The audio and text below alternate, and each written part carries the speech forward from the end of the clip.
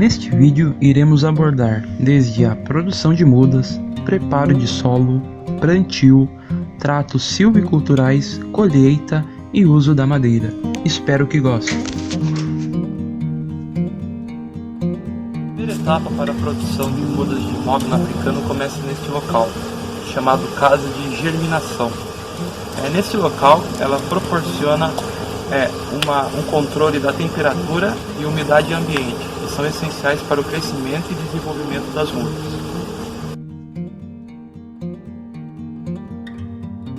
E nós estamos na casa de sombra, que envolve a parte de aclimatação das espécies, onde elas recebem uma maior incidência de luz solar. É utilizado sombrio de 50%. As mudas elas permanecem por no mínimo 6 meses. Após essa etapa, elas vão para a próxima etapa chamada a etapa de rustificação. A etapa de rustificação consiste em pré-adaptar as mudas a condições de estresse hídrico e nutricional após o plantio, garantindo a sobrevivência e o desenvolvimento em condições adversas. Uma muda boa para o plantio deve ter um tamanho mínimo de 30 centímetros. Deve ser rustificada por aproximadamente 30 dias em pleno sol e ter mais de 3 pares de folhas. Vale ressaltar que a nutrição adequada das mudas é fundamental para o seu bom desenvolvimento, visto que as mudas seguem um padrão de qualidade.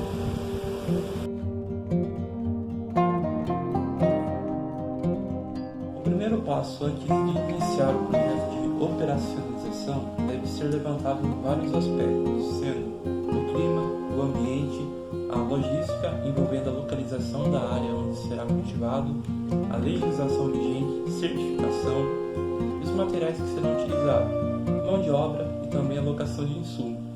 Todos esses aspectos devem ser levantados antes do início do projeto, a fim de evitar incidentes durante o planejamento.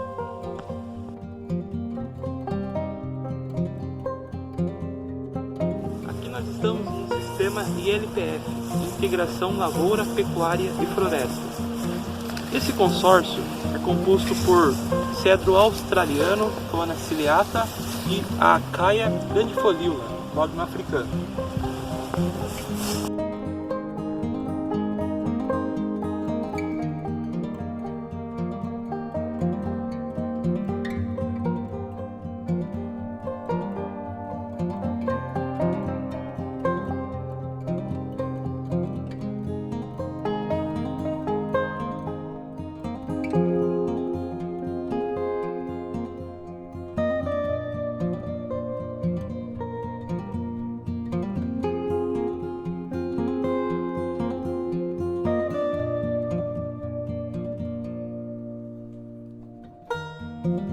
Atualmente tem 30 mil hectares de mogno plantado, isto é, somado ao plantio organizado e consorciado em sistemas de ILPF.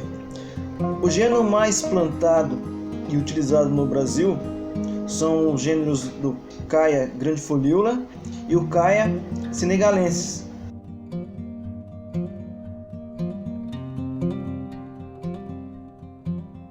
A primeira etapa antes do plantio é a coleta da amostra de solo. A segunda etapa envolve a subsolagem e a gradagem, juntamente com a correção de solo, seguindo as indicações recomendadas na análise de solo. Outro fator que deve ser observado e levado em consideração é a profundidade vegetativa do solo.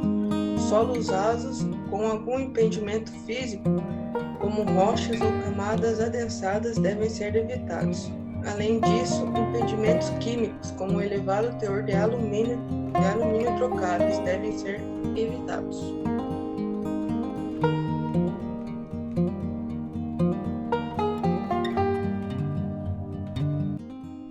Quando você quer fazer a implantação de uma espécie tão importante como a do mogno, antes de fazer o plantio, você precisa fazer a análise de solo.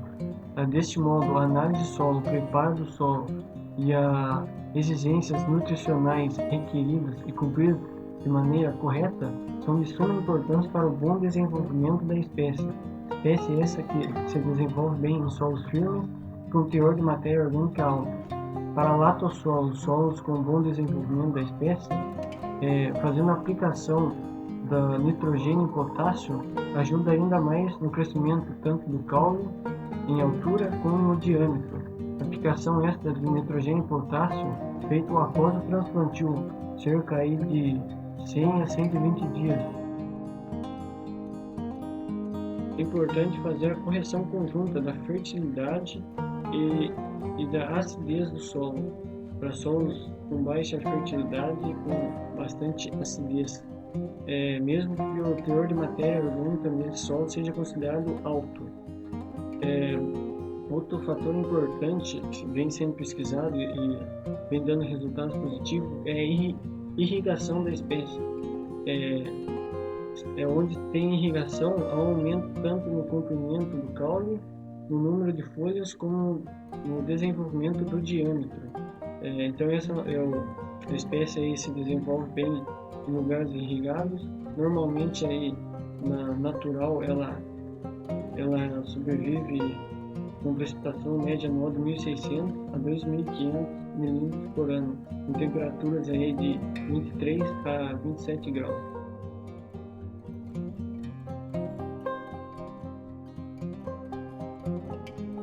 Plantio.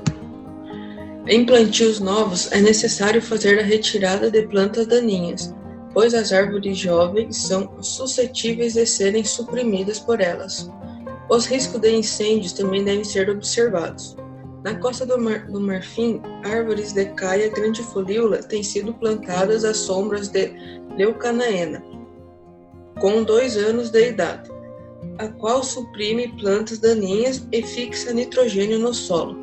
Nos primeiros anos, desbastes regulares das árvores de sombra são necessários para que haja um bom crescimento das árvores de caia grandifolíola. Esta espécie prefere solos com reduzida capacidade de retenção de água, suporta inundações durante o período de chuvas. No entanto, não tolera longos períodos de solos secos. A caia grandifolíola, por ser uma árvore dentro e de origem tropical, necessita basicamente de radiação solar, água e nutrientes.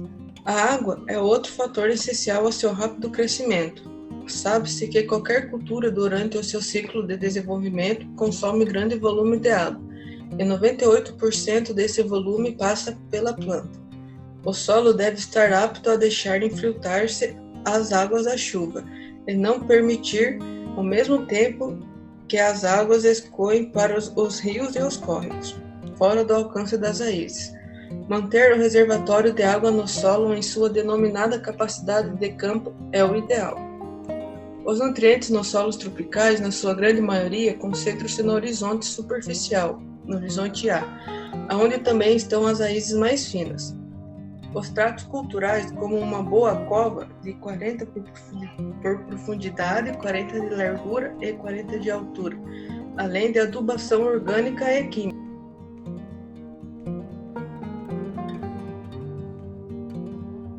Falar um pouco sobre tratos silviculturais, né, em relação ao manejo, pragas e doenças, e também sobre o solo. As espécies de mogno africano são recentes introduzidas no Brasil, né, há pouco tempo, e estão visando suprir a demanda pelo mercado do mogno brasileiro. A falta de estudos acaba dificultando um pouco sobre os tratos silviculturais, né, dessas espécies exóticas, principalmente pelo ponto de vista fitossanitário. Falar um pouco sobre o manejo e a poda, o desbaste, como se faz o manejo, né, e o desbaste no mogno africano. São operações necessárias de retiradas de árvores de forma a reduzir a competição por luz, água, nutrientes e para favorecer o crescimento das árvores remanescentes. O objetivo final, né, seria a produção de torres de grandes dimensões para serrarias, laminações, né, para diversas finalidades. O mogno tem um bom crescimento inicial, tem um ótimo crescimento inicial. Nos primeiros anos dele já alcança uma altura bem avantajada. O regime de desbaste é definido no início do projeto florestal, de acordo com o uso final da madeira produzida e de quais mercados eles serão atingidos, né? Se é o regional, mercado internacional. Esse pode fazer o poda e a desrama desde o primeiro ano, como a gente vê aqui na imagem à direita, um operário fazendo a poda já de uma árvore já uma estatura mediana. E o desbaste ele pode ser um desbaste seletivo por baixo ou um desbaste também por cima, que são alguns tipos de desbaste conhecidos, né? Depende aí do produtor, no caso o produtor pequeno, médio produtor, se ele houver necessidade de fazer um fluxo de caixa, então ele acaba já no primeiro desbaste, já com com uns 4, 5 anos, ele faz o desbaste das árvores de maior diâmetro, já para poder gerar uma renda para ele, né? Mas o tem sido mais comum é o desbaste por baixo mesmo, que se elimina as árvores inferiores, né, mais defeituosas, e deixando as que se desenvolveram melhor para alcançar um DAP maior futuramente.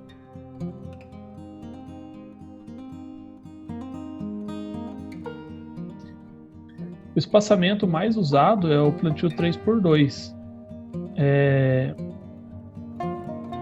E algumas vantagens, né, desse tipo de espaçamento é que você consegue, como vê aqui na figura ao lado esquerdo, um plantio num sistema quincôncio em espaçamento 3x2. Você consegue ter mais opções aqui para fazer esse desbaste, eliminar as árvores mais que não se desenvolveram tão bem nesse início, né? Com 4, 5 anos já pode fazer o primeiro desbaste.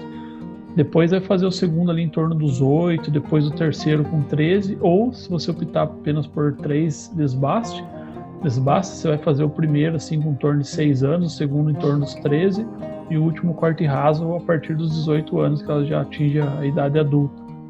Então nesse sistema quincôncio você consegue eliminar as árvores nesse primeiro desbaste para lenha, para gerar uma renda já a médio prazo, né, para o produtor.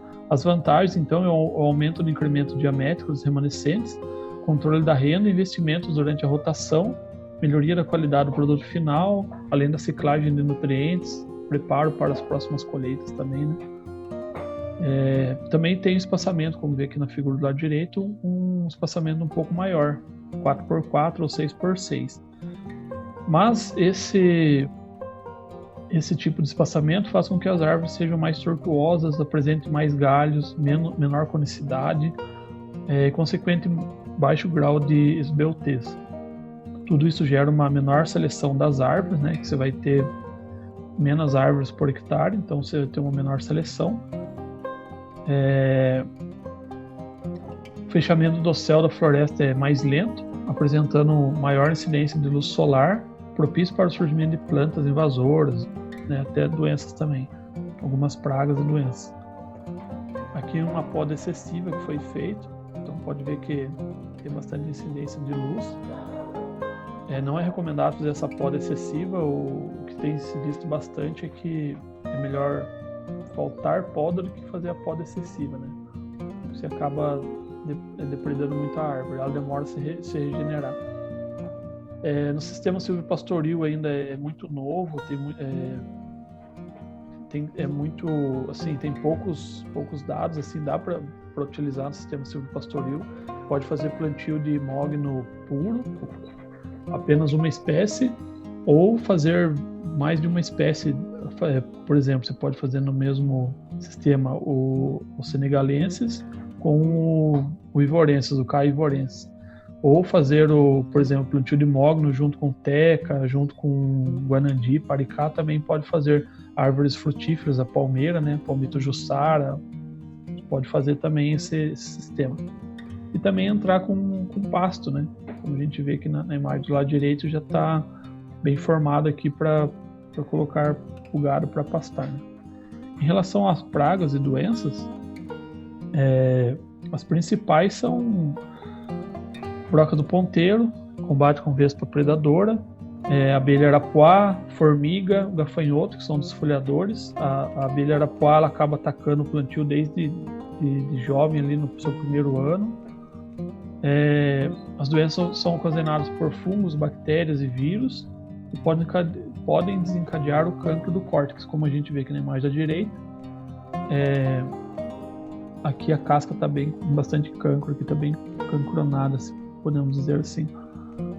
E isso pode combater com defensiva agrícola. A cauda bordaleza, por exemplo, contendo bor na composição. A mancha areolada das folhas também é outra doença. Basta aplicar fungicida que contém pensianol. Além de outros, né, a cercospora, a fusariose, são outras doenças também. Em relação ao manejo do solo, desde que a deficiência de cálcio, boro, fósforo, potássio, manganês ou ainda o desequilíbrio de bases da solução do solo facilita a presença de pragas e doenças. Então, se você fizer o manejo do solo de forma adequada já no pré-plantio, tem-se a tendência, a possibilidade de não ter essas doenças aumenta bastante, fazendo corretamente a correção do solo, né? A calagem, a gestagem. Então, isso acaba inibindo o desenvolvimento de doenças depois. E a adubação basicamente se dá nos 3 primeiros anos, depende muito do solo e de sua necessidade de correção. O próprio material residual é uma excelente matéria orgânica, né? De adubação regenera o solo. Então, folhagem, casca, até a raiz, né, que fica com o toco ali nos desbastes, durante os desbastes, acaba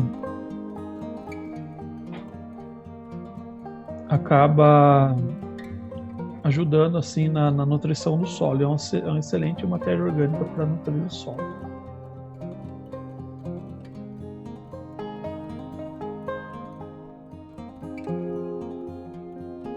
Na colheita, o melhor manejo é realizar o corte de 50% das árvores de 10 a 12 anos de idade. Então, a idade mínima para estar fazendo esse corte, essa colheita, seria dos 10 anos. Onde a produtividade média varia de 0,4 a 0,5 metros cúbicos por árvore.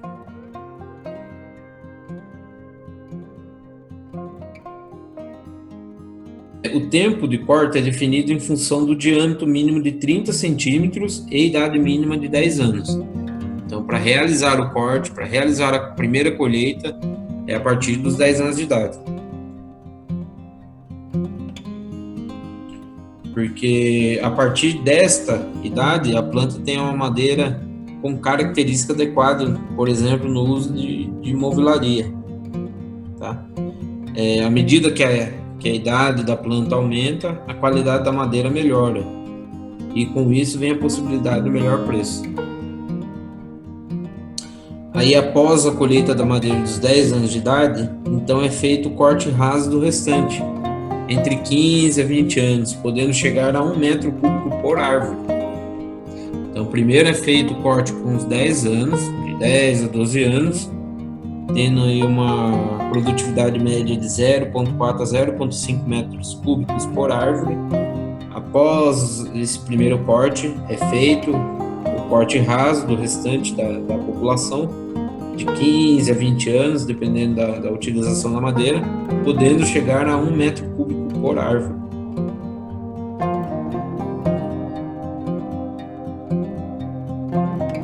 A madeira do mogno africano ela é uma madeira nobre e de alto valor agregado, podendo ser utilizada em diversas áreas. Ela é altamente utilizada, na verdade, na fabricação de móveis, como mesas, armários, cômodas, balcões, entre outros. Fica um móvel muito bonito, né, e de alto valor. Também é utilizado na marcenaria para ser feito diversos trabalhos, ficam uns trabalhos muito, muito bonitos e valorizados. Também é utilizado na construção civil, por ser uma madeira muito resistente. Utilizado também na construção naval, por ser uma madeira de grande resistência. Também é utilizado para acabamentos interiores de carros luxuosos, o que valoriza ainda mais o automóvel. Também pode ser utilizado construção de instrumentos musicais, como piano, violão, violino, entre outros.